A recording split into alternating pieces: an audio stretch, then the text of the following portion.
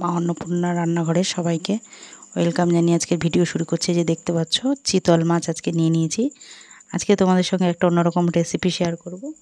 যাই হোক, চিতল মাছ নিয়েছি, দেখতে পাচ্ছ এটা অনেক বড় চিতল মাছ, 2 কিলো 400 ওজনে।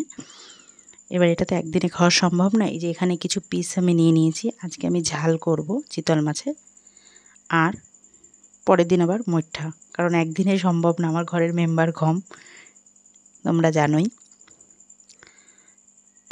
তা বন্ধুরা, আজকে ঝালটা কিভাবে করব খুব তাড়াতাড়ি কম সময়ে চটপট চলো দেখে নিই। এখানে আমি মাছটাকে নুন হলুদ মাখিয়ে নিয়েছি।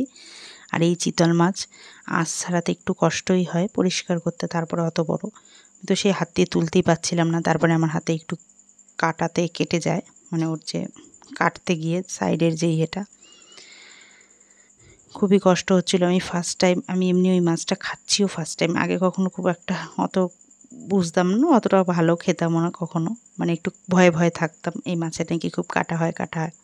তো যাই হোক, আজকে নিয়ে করেই ফেললাম।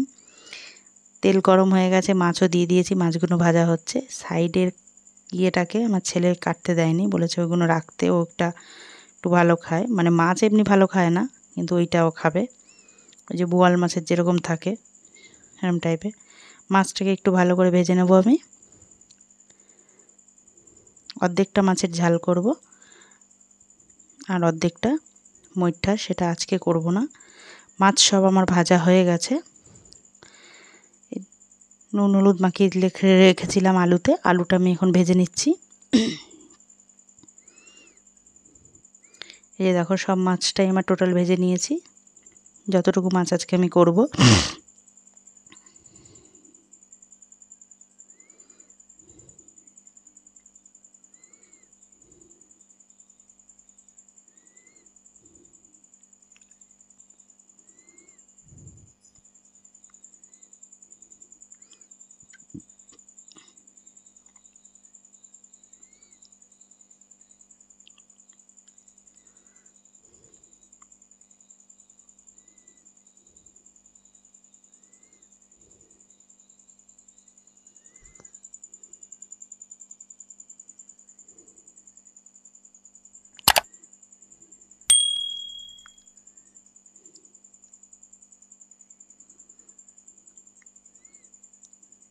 আলুটা মোটামুটি ভাজা হয়ে এসছে, এবার আমি টমেটো কুচি দিয়ে দিলাম।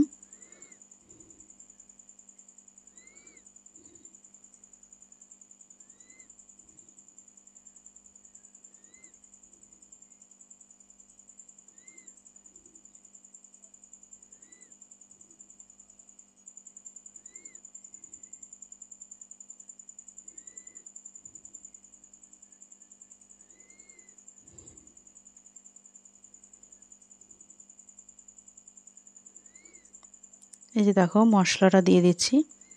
এখানে আমি সাদা সর্ষে নিয়ে নিয়েছি, যেহেতু এটা ঝাল করছি সর্ষে দিয়েই করব। সর্ষে আর লঙ্কা সঙ্গে পেস্ট করে নিয়েছিলাম, আর নুন হলুদ সঙ্গে দিয়ে দিয়েছিলাম। মশলার ধোয়া জলটা দিয়ে দিলাম। ঝালটা যে যার যার পরিমাণ মতো দেবে, কারণ অনেকে কম খায়, অনেকে বেশি খায়। আমরা মিডিয়াম, সেরকম বেশি খেতে পারি না। আমার ঘরে তো আমার হাজব্যান্ডকে ঝাল ছাড়া, মানে মিডিয়াম একটা লঙ্কা দিয়ে দিলেই ওর ভালো হয়। ছেলে তো আর একজন খাবেই না, কিন্তু ফুচকার ঝাল খাবে। মাছ আমার ফুটে গেছে, এই যে দেখো ঝোলটা অনেকটা কমে এসছে। এখন আমি ভেজে রাখা মাছগুলো দিয়ে দিচ্ছি।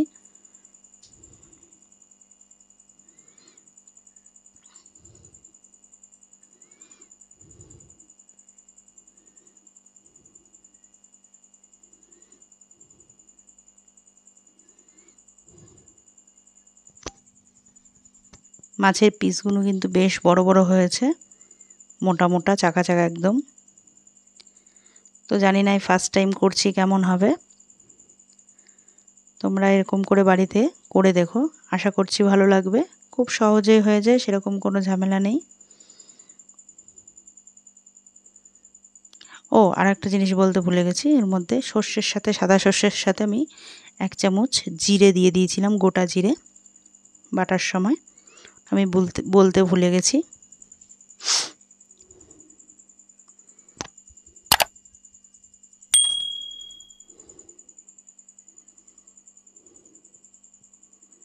গামাখা গামাখা রাখবো ঝোলটা।